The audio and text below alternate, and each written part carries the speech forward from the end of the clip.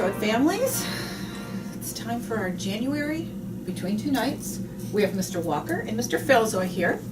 And it is freezing cold. This Friday, the 25th, believe it or not, is the last day of the first semester. So the first half of the year is already gone. Wow. Soon, all of your students will be receiving their second semester schedule, so be on the lookout for that. And speaking of the year being half gone, Mr. Falzoy, you have some information about our 8th graders, a visit from Sutherland High School regarding next year for them. Yeah. So can you give us a little bit of information about that? Sure, yeah, it's hard to believe we're going to be saying goodbye to our 8th graders. They're such a great group. But they are more than ready for high school, and that's really what the visit on Friday is all about, is starting to plan their high school schedule. And so what we do is we spend the morning, and some teachers from the high school will come over, and they're going to present on different programs that they have at Sutherland. So you'll have the head of the English department, the head of the business department, the art department, and they come and talk about all the elective opportunities that the kids are going to have. And I think that's one of the great things about high school is you can really customize your schedule to what you're interested in. Right.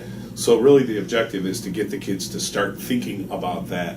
And that's in preparation for they'll be meeting with their counselors over the next month or two and putting in place their 9th grade schedule. So this is a great opportunity, parents at home, to talk to your kids about what they learned on Friday and maybe have a discussion about what they'd like the next 4 years to look like. Yeah, awesome. Also, Mr. Walker, last week we had a really good assembly. Yes, we did. Could you tell us a little bit about that? Absolutely.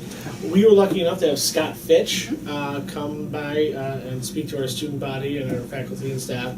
Scott is the varsity boys basketball coach over at Fairport High School. We won't hold that against him, but he does an amazing job talking to students from all over the area and outside the area on social media and being a good digital citizen. And really the centerpiece of his message is pause before you post. And what Scott did during the assembly was really made it engaging to the kids by just being genuine, by meeting the kids where they were, by speaking their language. It was kind of a roller coaster. He started them off going through different toys that they grew up with, and he brought them down to serious, and he got them up again emotionally, and he brought them back down and just shared stories of people that he's worked with, kids that he's coached, families that he's had different relationships with in terms connected back to the social media.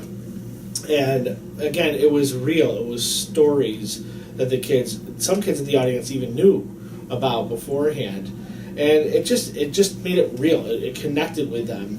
You can read more about Scott and what he does at fitchtalks.com. He's absolutely fantastic. I'm excited that he's going to be at Barker Road later this year delivering the same message.